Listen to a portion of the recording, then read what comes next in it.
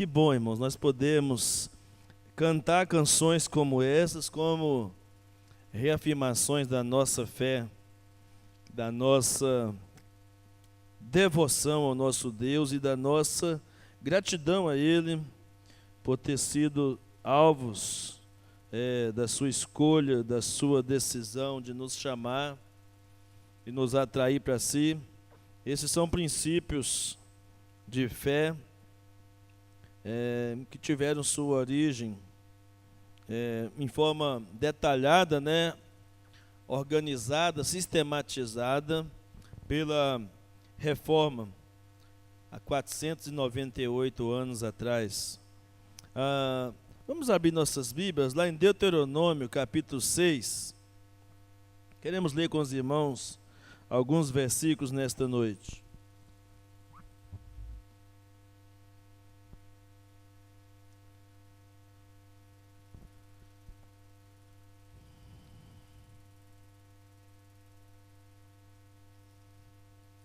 Deuteronômio, capítulo 6, versículos 4 e 5. Nós vamos ler alguns versículos para a nossa meditação nesta noite. Deuteronômio 6, versos 4 e 5, diz assim a palavra de Deus: Ouve, Israel, o Senhor nosso Deus é o único Senhor. Amarás, pois, o Senhor teu Deus de todo o teu coração, de toda a tua alma, de toda a tua força. Agora, segunda carta de Paulo a Timóteo, capítulo 3.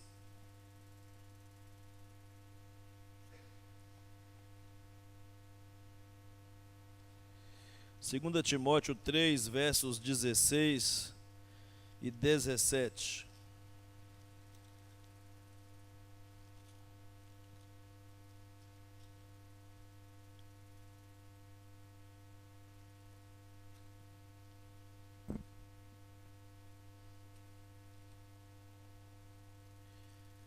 Segunda Timóteo 3, versos 16 e 17.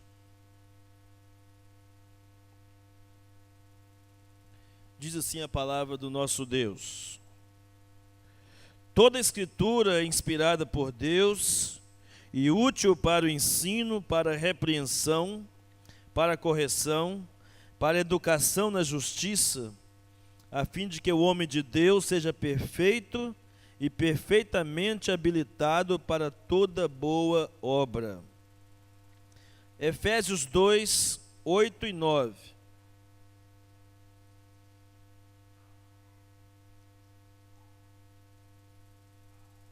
Efésios 2, 8 e 9.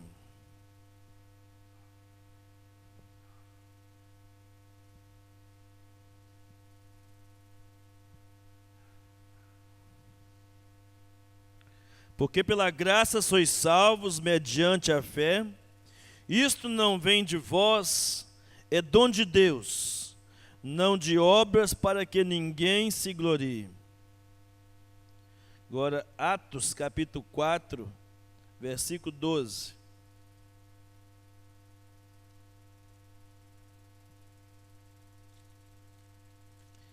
Atos 4, verso 12.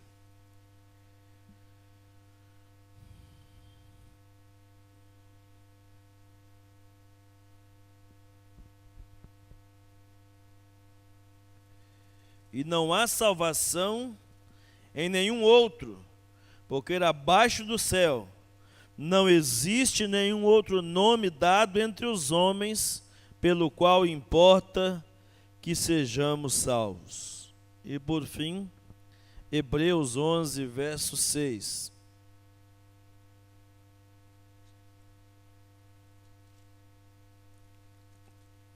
Hebreus 11, verso 6.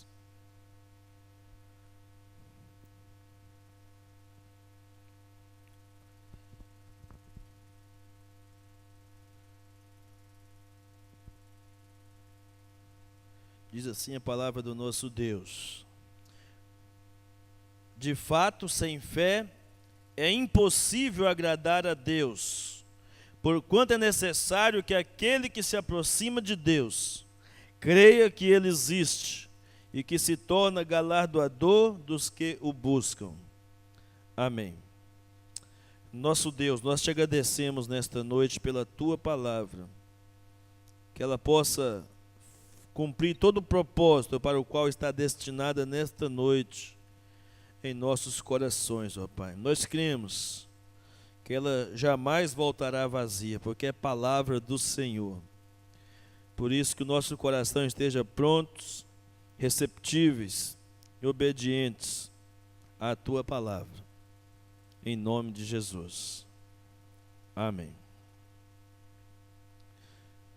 Como já falamos, hoje pela manhã, ontem nós comemoramos 498 anos da Reforma Protestante, ou da Reforma. Foi exatamente no dia 31 de outubro de 1517. Irmãos, boa parte ou a maior parte dos cristãos sabem muito pouco a respeito da reforma.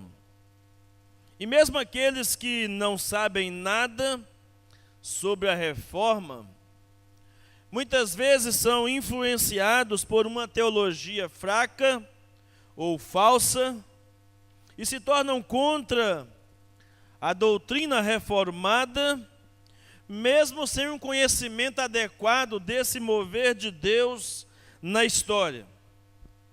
Que eu poderia afirmar nesta noite aqui, sem medo de errar, que sem dúvida alguma, depois da crucificação e da ressurreição de Cristo, depois da descida do Espírito Santo no Pentecostes, depois desses dois fatos na história, a Reforma Protestante foi o acontecimento mais marcante da história da humanidade, depois da morte e ressurreição de Cristo e depois da descida do Espírito Santo.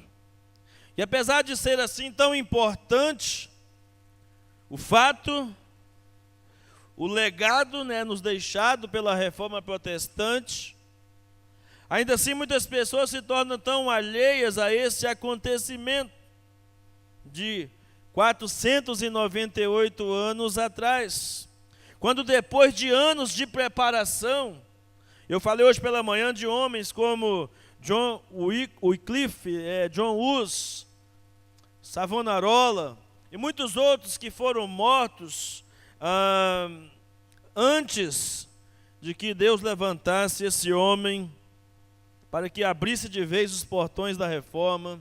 Martim Lutero, que viveu entre os anos 1483 e 1546, alemão, filho de camponeses, tornou-se monge agostiniano e entrou no mosteiro em Erfurt, na Alemanha, buscava com toda a avidez a salvação da sua alma. Foi quando em 1512, ou seja, 5 anos antes de ser usado por Deus para a Reforma Protestante, em 1512, aos 29 anos de idade, incentivado pelos seus líderes a se tornar um teólogo, um estudioso das Escrituras Sagradas, ele que já era um monge, mas tinha pouco conhecimento das Escrituras Sagradas, decidiu em seu coração estudar com afinco a palavra de Deus, e quando se deparou com Romanos 1,17, mudou radicalmente. Esse texto bíblico explodiu como uma bomba no coração de Martim Lutero, transformou a vida dele, o conhecimento dessa verdade escriturística. O justo viverá pela fé. E ali ele descobriu, irmãos, a gloriosa doutrina da justificação pela fé somente, que é base da nossa fé. E mais tarde, quando o Papa Leão X estava construindo a Basílica de São Pedro, em Roma, um emissário dele, Johannes Tetzel, foi até a Alemanha para vender as indulgências para os alemães, no objetivo de arrecadar fundos para a construção da Basílica de São Pedro em Roma e exercitar ali uma influência, um tráfico de indulgências sendo vendida aos fiéis alemães. Foi então que, e em troca disso, a igreja havia criado a doutrina do purgatório e queria, com isso, conseguir retirar dos alemães aquilo que já vinha tirando dos romanos e de outros povos, através de uma falsa crença de que cada moeda que caía no gasofilácio, cada moeda de ouro que caía no gasofilácio da igreja era uma alma que saía voando do purgatório para o céu. Foi então que Lutero, percebendo que era um abuso que a igreja, os papas estavam fazendo, então levanta-se naquele dia 31 de outubro de 1517 e na porta da igreja do castelo de Wittenberg prega as suas 95 teses contra as indulgências. E ali estava deflagrado um movimento da reforma muito maior, penso eu, do que o próprio Lutero imaginasse que viria a acontecer. E essas teses foram para o poder papal um golpe terrível, para uma igreja que se desviava da fé, que se chamava Igreja Apostólica, mas que, no entanto, há muito havia se desviado da fé apostólica. E então, Lutero passou por essas experiências aí, se tornando talvez o principal dos reformadores, embora tenha sido Calvino o sistematizador da doutrina. Em 1521, a conhecida Dieta de Worms, a dieta imperial, colocou Lutero diante do imperador, diante dos clérigos, dos nobres. Havia sempre, quando alguém tinha uma contradição com a igreja ou com os papas, essa pessoa era levada diante de um suposto tribunal e convidado a mudar de ideia, voltar à sua posição. E foi isso que fizeram com Lutero. Mas em 18 de abril de 1521, Lutero fez aquela declaração que depois se tornou uma das maiores e mais poderosas declarações de um homem de convicção perante as Escrituras Sagradas e de sua própria consciência. Quando chamado a desistir da sua fé, de tudo que ele havia dito, Lutero disse: a não ser que eu esteja convencido pelo testemunho das Escrituras, ou pela razão mais clara, porque não confio nos papas nem nos concílios, sem tal testemunho, pois é bem sabido que eles têm errado e se contradizem. Eu estou atado pelas Escrituras que citei, e a minha consciência está cativa à palavra de Deus. Não posso me retratar e nem farei, pois não é seguro e nem direito ir contra a consciência. Não posso fazer outra coisa. Aqui permaneço. Que Deus me ajude. Amém. Foram palavras de Lutero naquele dia. E a partir de então, o rei Carlos V condenou Lutero como herege, começou uma perseguição, uma caça a Lutero. Interessante, foi dado a ele 21 dias para repensar, para voltar à igreja de Wittenberg, colocar em ordem as coisas ali, para poder abandonar o seu ofício de padre naquela igreja. Mas o rei havia colocado a cabeça dele a prêmio. Foi então que nessa volta a Wittenberg, os seus amigos o sequestraram, levaram para um castelo chamado Wartburg, perto de uma cidade importante lá da Alemanha. E ele então ficou ali e decidiu ali ficar enquanto Deus não permitisse que ele dali saísse, pois ele tinha um propósito de traduzir a Bíblia para o alemão. E várias cópias foram traduzidas. Isso faz parte da história. O povo começou a ler as Escrituras nos seus bancos de igreja, na sua própria língua mãe. começaram a cantar os louvores escritos por Lutero. Nós cantamos um hoje pela manhã, Castelo Forte, escrito naquelas condições de perseguição, e muitos hinos evangélicos, muitos salmos foram compostos nessa época, de uma profundidade doutrinária, de uma riqueza doutrinária muito grande. E a reforma começada por Lutero teve outros personagens. Eu citei ainda há pouco, na celebração da ceia do Senhor, Ulrico Zwingli, que se tornou um fundador conhecido da tradição reformada, levou a reforma da Alemanha para a Suíça, e foi grandemente utilizado pelo Senhor, porque ele, sendo sacerdote romano, agora ele afirma o sacerdócio universal dos crentes, afirma a sua fé somente nas Escrituras Sagradas, se opõe ao culto às imagens, às relíquias e aos santos, e ataca a doutrina sacramental da Igreja Romana. E com isso a Igreja Católica tinha 7 sacramentos, Zwingli adota 2 sacramentos, o batismo e a ceia, e leva essa doutrina, esse ensinamento bíblico para a Suíça. O outro, conhecido também, contemporâneo aqui da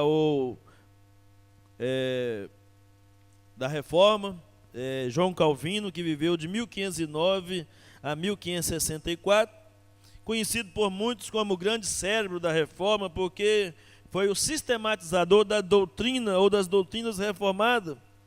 Ele era francês, ligado ao clero, no início de formação humanista, mas se converteu em 1533 ao verdadeiro evangelho, foi perseguido, teve que fugir de Paris e depois foi para Genebra, na Suíça, e aos 26 anos, pensa bem, mas aos 26 anos, escreveu talvez o maior tratado de teologia que nós temos conhecimento, As Institutas da Religião Cristã, e dirigiu essa obra ao rei Francisco I, rei da França, numa tentativa de proteger os protestantes que estavam sendo mortos. Naquela época de João Calvino, 200.000 huguenotes estavam sendo mortos, de perseguição ou pela perseguição imposta, torturados, perseguidos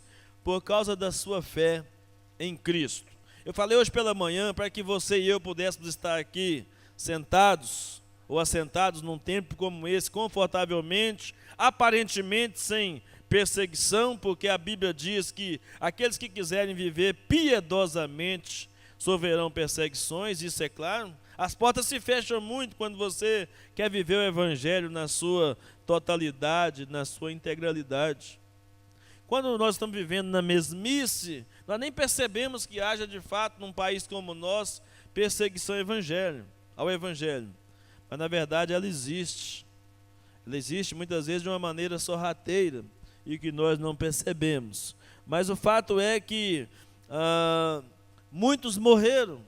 Muitos historiadores, muitos reformadores, muitos homens de Deus morreram no passado para que você e eu pudéssemos chegar aqui e pudéssemos cultuar e adorar o nosso Deus com a liberdade que adoramos ao Senhor. Poderíamos citar aqui, assim como falamos pela manhã, quando Deus apresenta a galeria dos heróis da fé no capítulo 11 de Hebreus, poderia ter citado muitos outros que não foram citados.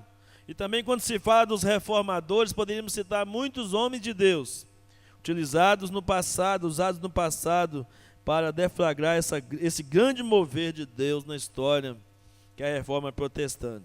E a pergunta que faço nesta noite, irmãos, se você não é um cristão reformado, por que não é? Por que você não é um cristão reformado? Por que você tem dificuldade de defender a bandeira da reforma, que na visão bíblica, na visão teológica, temos convicção de que é uma doutrina clara das Escrituras Sagradas? Queremos afirmar alguns princípios de fé nesta noite aqui, para que possa ajudar você exatamente aquilo que os reformadores chamaram das 5 solas. E não sei se os irmãos estão a par desta expressão, mas 5 solas era uma frase, ou frases latinas, e a palavra sola significa somente.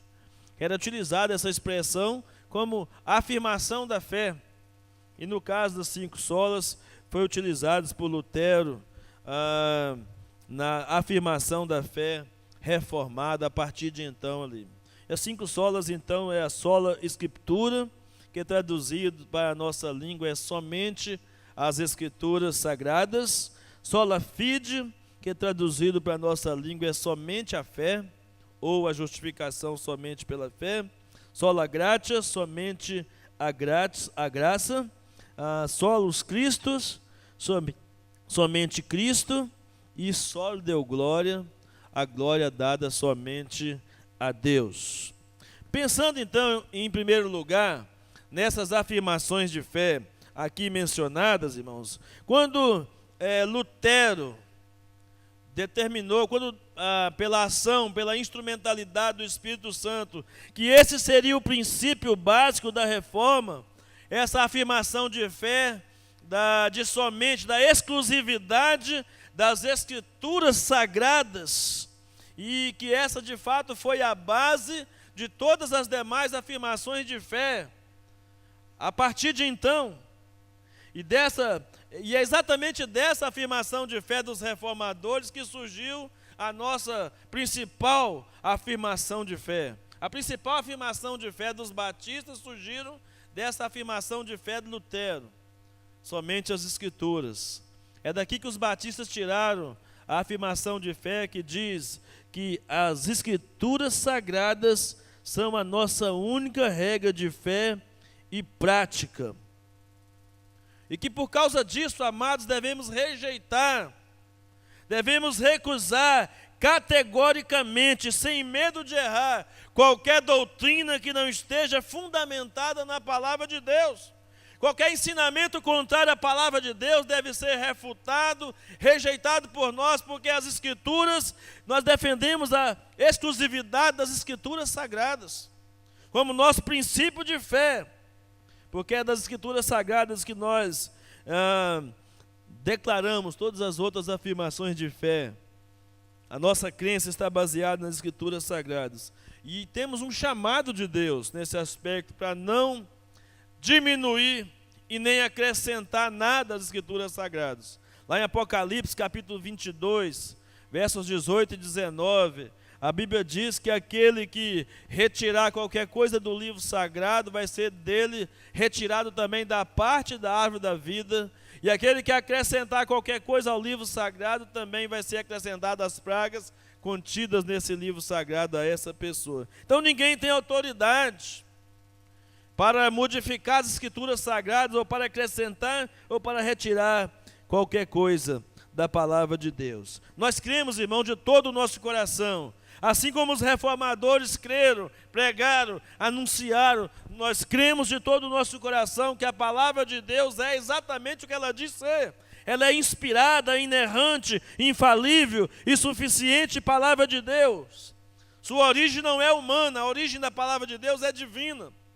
A Bíblia diz, lá em 2 Pedro capítulo 1, versículo 20 e 21, que nenhuma parte da Escritura é de procedência humana ou de particular interpretação. Pelo contrário, os homens santos de Deus, movidos pelo Espírito Santo, escreveram as Escrituras Sagradas, tal qual nós temos em nossas mãos. A Bíblia é inerrante quanto ao seu conteúdo, irmãos. A Bíblia é infalível quanto às suas profecias. E a Bíblia é toda suficiente no seu propósito. O texto que nós lemos, de 2 Timóteo 3, 16 e 17, a Bíblia afirma que a Escritura Sagrada ela é inspirada por Deus. E ela é apta ou habilitada para corrigir, ensinar, instruir em justiça, a fim de que o homem de Deus seja preparado, aprovado e devidamente preparado para toda boa obra. Jamais poderemos, amados, acrescentar nossas experiências à Bíblia Sagrada, e nem mesmo as tradições da igreja devem ser acrescentados à palavra de Deus. Não devem ser, a palavra de Deus não deve estar refém das nossas experiências pessoais. O que muito acontece em nossos dias é pessoas colocando a palavra de Deus como refém de suas experiências pessoais. E desde o princípio os reformadores afirmaram que a palavra de Deus é que deve ser o balizador, o instrumento de julgamento das nossas crenças e das nossas experiências. Desde o princípio foi assim. A segunda sola, somente a fé, sola fide, essa afirmação de fé é uma declaração clara, baseada nas Escrituras Sagradas, de que a salvação é recebida somente pela fé, e não pelas obras, ou através das obras. Essa afirmação de fé foi e é conhecida também por nós como a justificação pela fé somente. Deus não nos aceita por causa das nossas obras. Nós não somos aceitáveis ou aceitos por Deus por causa do que nós fazemos. Aliás, não havia nenhum bem em nós, não havia nada em nós que fizesse com que Deus nos desejasse, ou que Deus decidisse nos salvar. Foi por isso que Charles Spurgeon, em uma de suas pregações, disse que tinha certeza absoluta de que Deus o havia chamado antes da fundação do mundo. Porque ele disse que se Deus decidisse chamá-lo depois, as suas obras não lhe davam condições para que Deus chamasse por causa das obras. E também, se dependesse dele, ele jamais escolheria Deus. Porque a nossa natureza corrompida, a tendência da natureza corrompida do homem é afastá-lo de Deus, é distanciar de Deus. Desde o princípio, desde o Éden foi assim. Quando o homem pecou, ele fugiu da presença de Deus. E todos os homens, de um modo geral, fogem da presença de Deus. Mas essa afirmação de fé da reforma, na reforma protestante sola fide, nos ensina que a salvação pela fé não é fé na fé, mas é fé na causa meritória de Cristo Jesus. Não numa causa meritória da própria fé, como se a fé brotasse de nós mesmos, do nosso próprio coração. Mas Deus nos dá a fé e usa a fé como instrumento.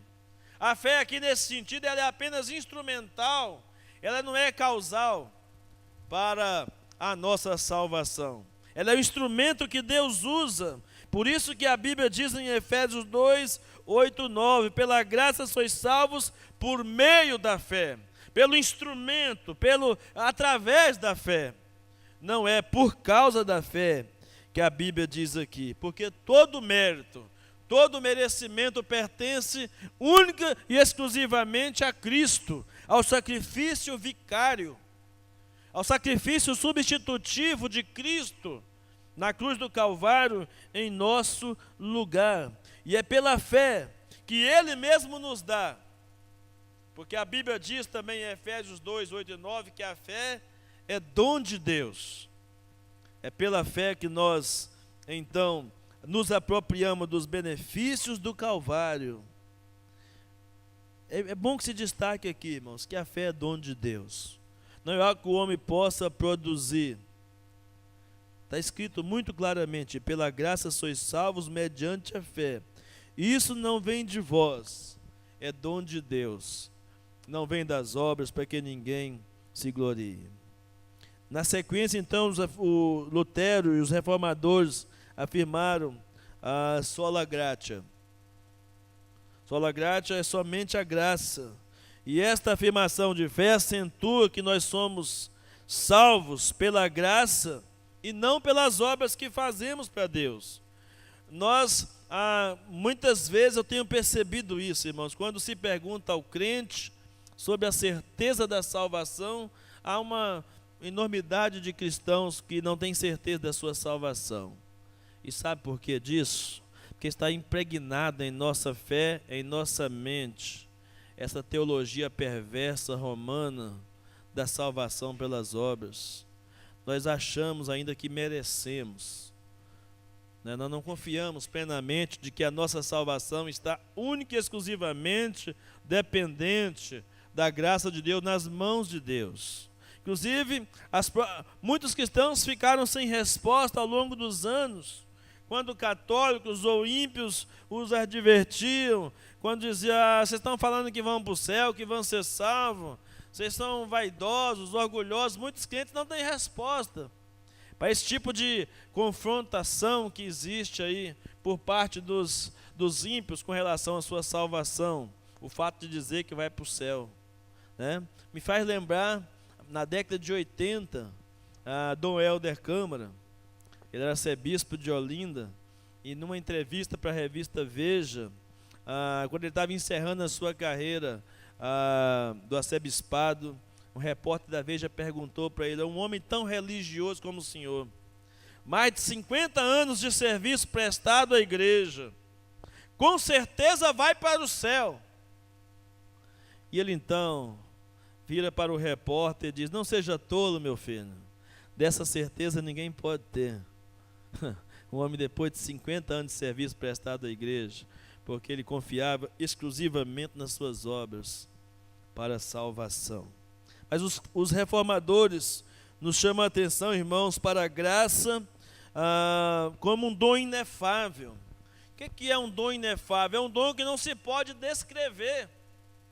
O dom inefável é um dom precioso, é o dom imerecido de Deus. A graça é algo que eu não mereço, mas Ele mesmo assim me dá. É algo que eu não mereço, mas eu necessito, porque é a condição sine qua non. É a condição que sem a qual eu não posso ser salvo. É a condição que sem a qual eu não posso ter vida eterna. Se não for pela graça de Jesus, estarei irremediavelmente perdido.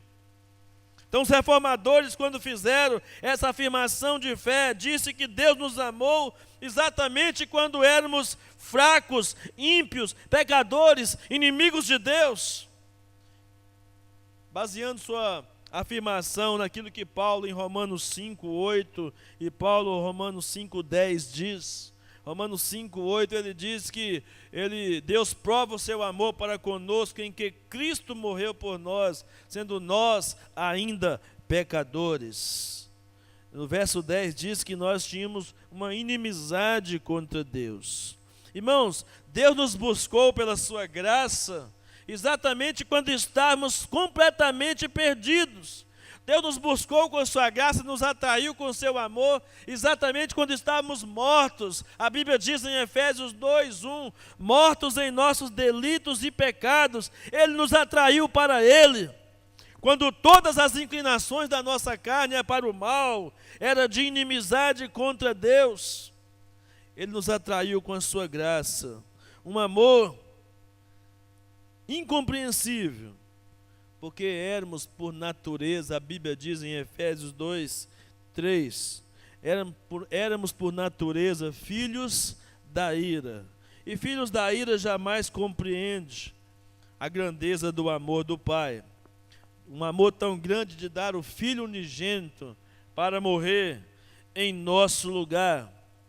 A Bíblia diz, no texto de Efésios 2, de 3 a 7, em João 3,16, em Efésios 1,5 fala que Ele nos chamou, nos salvou, nos predestinou para sermos filhos por adoção. Em Colossenses 1,4 a Bíblia diz que Ele nos chamou para o reino do seu Filho de amor.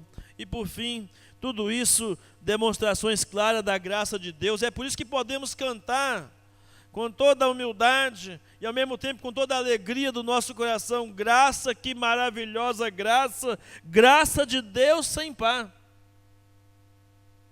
Ou então cantarmos como nós cantamos alguns dias atrás, né? Fui alcançado pela graça. Que maravilhosa graça que trouxe salvação para mim e para você. Quando eles afirmaram, os reformadores afirmaram sobre a sola gratia, também fizeram a afirmação solos Cristo, somente Cristo. Porque não haveria graça sem a pessoa de Cristo. A graça está fundamentada exatamente na pessoa de Cristo como é o autor da graça. A Bíblia diz em Hebreus capítulo 12 que Ele é o autor e consumador da nossa fé. A Bíblia diz em 1 Timóteo 2,5 que Ele é o único mediador entre Deus e os homens. É a porta do céu, o caminho que nos leva para o Pai. Em João 14,6 Ele diz que Ele é o caminho, a verdade, a vida, ninguém vem ao Pai se não for por Ele. Em Hebreus capítulo 10, versículo 20, a Bíblia diz que pela sua morte na cruz, Ele rasgou o véu do santuário e abriu um novo caminho para Deus, ou para o céu. Hebreus capítulo 10, versículo 20. Jesus é o único Salvador, irmãos, e não há outro nome. A Bíblia diz em Atos 4,12, não há outro nome dado entre os homens, pelo qual nós devemos ser salvos.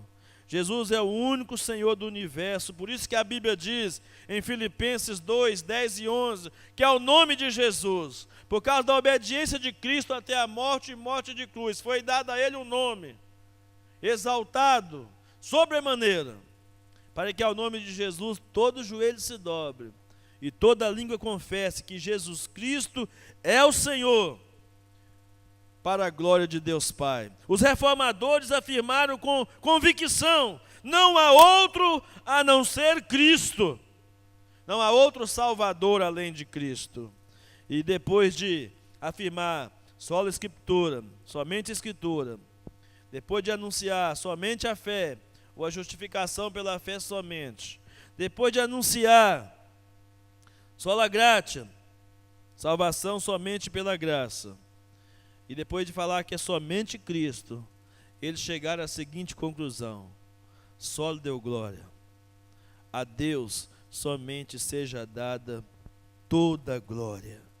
Ah, irmãos, que coisa maravilhosa quando nós temos o conhecimento, o entendimento daquilo que os irmãos, os reformadores tiveram, a visão que eles tiveram de glorificar única e exclusivamente ao Senhor Deus, em tempos em que os papas e os reis requeriam a glória para eles. Eles se recusavam a dar glórias aos papas e glórias aos reis, para dar a glória única e exclusivamente a Deus. E por isso, já dizia a declaração de fé de Westminster, o fim último da nossa própria existência é glorificar a Deus e gozá-lo para sempre. O homem não é o centro do universo. O centro do universo é Deus.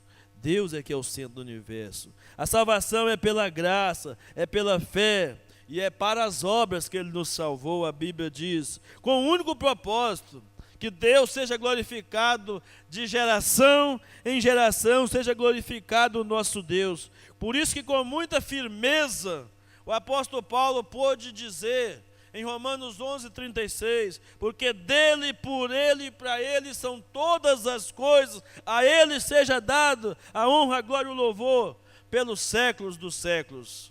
Paulo tinha essas convicções, os reformadores tinham, porque liam a palavra de Deus, estavam firmados nessas verdades escriturísticas. Agora, diante de tudo isso, irmãos, desses 5 princípios doutrinários dos reformadores, nós ficamos pensando de que forma precisamos hoje nos apegar aos princípios da reforma protestante. Qual é a necessidade de que esses princípios sejam atualizados aos nossos corações?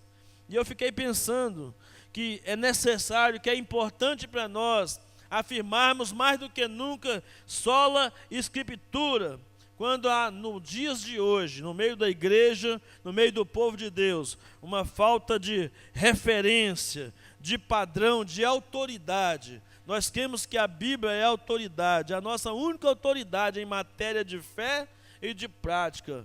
E temos visto que a igreja atual, a igreja pós-moderna, tem fugido desse princípio, desta regra inerrante da vida e da existência da igreja, as Escrituras Sagradas. A maior parte das igrejas evangélicas hoje fez separação entre a Escritura e a a igreja como organização, como instituição. Na prática, a igreja é guiada muito mais pela cultura, pelas técnicas terapêuticas, pelas estratégias de marketing, do que pelo ensinamento das Escrituras Sagradas. Por isso que se torna cada vez mais urgente, quando a igreja vive esse ritmo de entretenimento, de shows, gospel e muitas coisas mais. Muita coisa tem se ouvido, muito mais vozes na igreja do que a voz das Escrituras Sagradas. Se torna extremamente necessário reafirmar esse princípio da reforma sola Escritura, onde pastores negligenciam a supervisão dos cultos que lhe compete, o conteúdo doutrinário das músicas que são cantadas na igreja, o conteúdo dos ensinamentos que são dados na escola bíblica dominical, do que é passado no dia a dia para os membros da igreja. Muitos se perderam porque deixaram a palavra de Deus de lado. E só à luz da verdade de Deus é que nós entendemos corretamente e podemos abrir os olhos para a provisão de Deus, para a igreja e para o mundo perdido. É só a palavra de Deus, amados, que tem a solução. Por isso, em tempos pós-modernos, torna-se urgente a nós reafirmarmos sola Escritura, nossa fé na autoridade, na suficiência e na inerrância das Escrituras Sagradas. Quando penso no solos Cristo, fico pensando que é necessário afirmar esse princípio de fé em tempos onde há uma descentralização da fé em Cristo. A fé em Cristo tem sido deixada de lado. Há um secularismo muito grande, um individualismo permissivo. Cristo e a cruz tem sido colocado de lado na visão de muito do que se diz evangelho nos dias de hoje. Ontem mesmo recebi uma postagem de alguém, até mandei para alguns irmãos, de uma igreja que se diz evangélica, mas que eu sei sempre soube que não tem nada de evangelho, mas convocando o povo para umas 3 reuniões amanhã de oração pelos mortos. Isso não é evangelho, irmãos. Isso não é escriturístico, isso não tem nada a ver com Cristo. Esse tipo de afirmação é uma descentralização, porque a Bíblia diz que não há nenhum outro nome dado entre os homens pelo qual devamos ser salvos. Importa que sejamos salvos, que possamos voltar a Cristo, irmãos, que possamos pregar e conhecer a Cristo. Hoje as pessoas estão muito mais preocupadas com o bem-estar do que com a pessoa de Cristo. Precisamos reafirmar a nossa salvação, realizada única e exclusivamente pela obra mediatória de Cristo Jesus, nosso Senhor. Sem pecado, sua expiação por si só é suficiente para a nossa justificação e reconciliação com o Pai. Negamos e devemos negar veementemente que qualquer evangelho que seja pregado sem colocar Cristo como figura central, devemos negar veementemente esse tipo de evangelho. E quando não está sendo invocada a fé única e exclusivamente no Senhor Jesus. Quando penso no sola gratia, penso da importância de reafirmar a salvação pela graça diante da deterioração do evangelho puro em função do misticismo e do humanismo exacerbado nos nossos dias, irmãos. Uma confiança desmerecida na capacidade humana é produto de uma natureza decaída. E essa falsa confiança tem enchido o evangelho de hoje, de crentes buscando autoestima, de crentes buscando autoajuda, evangelho de saúde, evangelho de prosperidade. Muitas pessoas tornando o evangelho como um produto mercantilista ou vendável, e os pecadores sendo seus consumidores. Tratam da fé cristã como verdadeiro comércio. Mais do que nunca temos que afirmar a salvação pela graça, porque tem sido feito calar a doutrina da justificação, a despeito desses compromissos comerciais da igreja dos nossos dias. Negamos que a salvação seja, em qualquer sentido, obra humana, irmãos. Métodos, técnicas, estratégias humanas por si só não podem realizar nenhum tipo de transformação na vida dos homens. Quando falamos sola fide, é quando a justificação da fé deixou de ser justificação pela fé somente, deixou de ser essencial para a existência da igreja. E isso é muito complicado, porque os mercadores da fé têm colocado a fé como objeto de comércio e não como afirmação da salvação em Cristo Jesus. Há muita orientação publicitária em nossos dias e muito pouco de afirmação da fé verdadeira, genuína em Jesus Cristo. Finalmente, quando penso em solo Deo Glória, da necessidade de reafirmar solo Deo Glória em nossos dias, porque temos percebido que há uma erosão, há uma total descentralização do culto a Deus. O culto não é mais a Deus, o culto é para o homem. Tudo aquilo que se faz na igreja é pensando no homem, pensando em agradar pessoas. Há uma perda considerável da centralidade na pessoa de Deus, no culto, na vida da igreja. E nós devemos estar preocupados com isso, porque isso é uma distorção do verdadeiro evangelho de Jesus Cristo. Deus não existe para satisfazer nossas ambições humanas, irmãos. Deus não existe para cumprir os nossos desejos, nossos apetites de consumo, nossos interesses particulares. Não, Deus não existe para nosso bel prazer. Precisamos nos focalizar em Deus para a nossa adoração. Deus existe para ser adorado, para ser cultuado por nós, e não em satisfazer as nossas necessidades. John Piper que diz que Deus é mais glorificado quando nós estamos satisfeitos nele. Quando a nossa alegria está no Senhor. Quando nós não precisamos de uma outra coisa que complete a alegria do nosso coração, a não ser o nosso Deus preenchendo o nosso coração, o nosso vazio, o interior. E aí nós vimos tantos marqueteiros, principalmente os movimentos de crescimento de igreja, centralizando-se em estratégias humanas para o crescimento da igreja, ao invés de tributar toda a glória ao nome do Senhor nosso Deus. Devemos viver, amados, nossa vida inteira perante a face de Deus, sob a autoridade de Deus e para a glória de Deus somente. Afinal, nós existimos para a glória de Deus. Nós só existimos para a glória de Deus e precisamos cantar com muito mais firmeza aquilo que a Bíblia diz.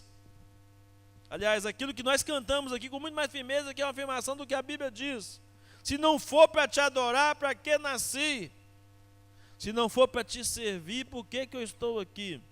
Isso não pode ser apenas palavras jogadas ao vento. O Salmo 115, verso 1 diz: não a nós, Senhor, não a nós, Senhor, mas ao teu nome da glória, por teu amor e por tua fidelidade. Em Isaías 42, 8, ele diz: eu sou o Senhor, esse é o meu nome, não darei a outro a minha glória, nem a imagens o meu louvor. Em Romanos 16, 27, o apóstolo Paulo diz: ao único Deus sábio seja dada a glória para todo sempre, por meio de Jesus Cristo. Amém. Então, irmãos, depois de darmos uma passada, é lógico que é doutrina muito extensa, tentamos dar uma passada geral sobre esses 5 princípios de fé dos reformadores, princípios bíblicos que norteiam a nossa fé. Depois de todas essas afirmações bíblicas dos reformadores, a pergunta que se faz é: qual é a sua dificuldade em crer na doutrina reformada? Qual é a sua dificuldade em crer nessas doutrinas bíblicas defendidas pelos reformadores? Há alguma coisa do que foi pregado aqui que você acha que está errado? Há alguma coisa do que foi dito aqui que você acha que os reformadores estavam equivocados ao dizer? Por acaso existe alguma coisa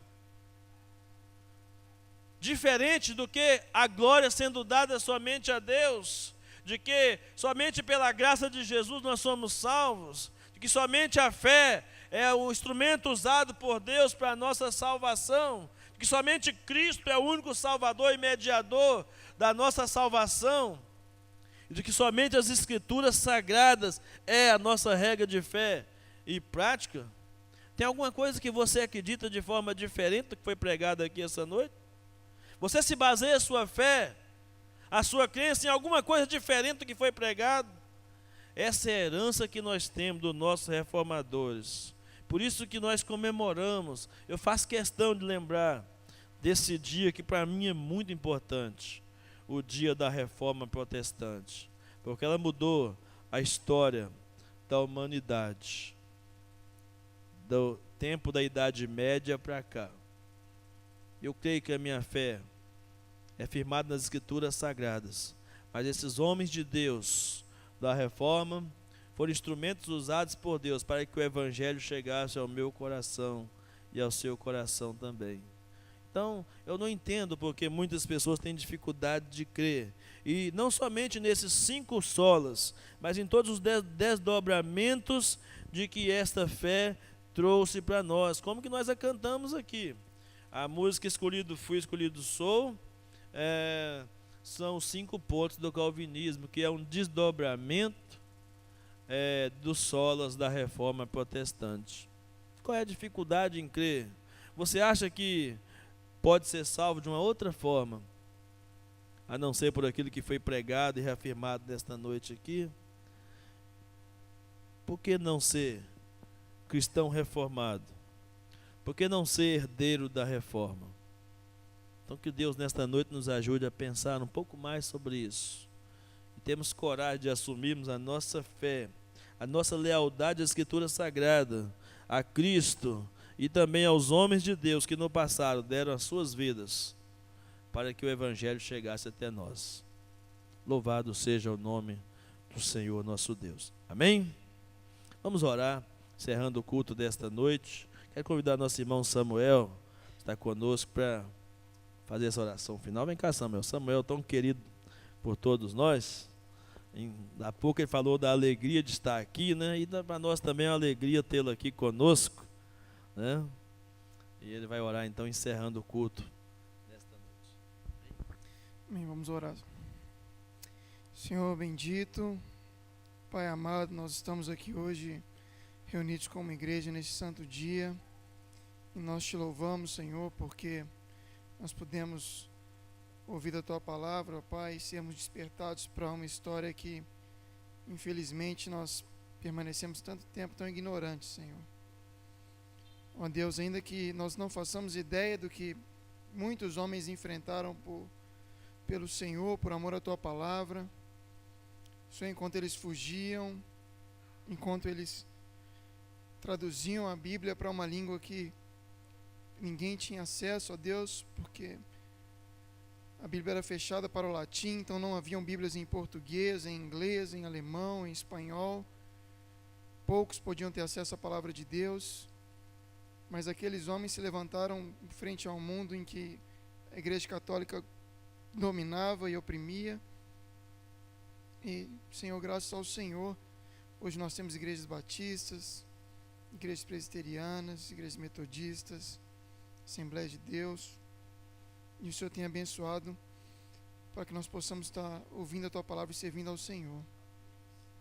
Pai, perdoe a nossa indiferença, perdoe o nosso descaso com a história, com a verdade, com o próprio culto do Senhor. Mas, Deus, a Tua palavra ela não volta vazia para o Senhor. Quando a Tua palavra é proclamada, Senhor, certamente algo o Senhor fará dela e o Senhor abençoará sempre que ela for pregada. Então nós te louvamos, te agradecemos, porque ela foi pregada aqui hoje e muitos de nós pudemos glorificar mais o Teu nome e conhecer mais o Senhor. Senhor, abençoe essa igreja, abençoe os irmãos que se reúnem aqui, aqueles que estão visitando, que todos possam viver uma semana tranquila, mas especialmente que se voltem para o Senhor e que aqueles que estejam também enfrentando muitas dificuldades, que eles se lembrem, tanto os que estão tranquilos como os que não estão, os que estão sãos, os que estão doentes, que eles se lembrem que nós somos todos servos de um só Senhor e que nós estamos passando por aqui para que um dia nós assentemos todos juntos à mesma mesa, Senhor. Não importa o que nós temos, os bens que nós temos ou deixamos de ter, e nem a nossa condição física, ó Pai. O que importa é que nós somos filhos de um mesmo Pai, irmãos de um mesmo Cristo, e vivemos todos no mesmo Espírito. Muito obrigado por tudo, Senhor. Nos despeça com a Tua graça. Em nome de Jesus. Amém.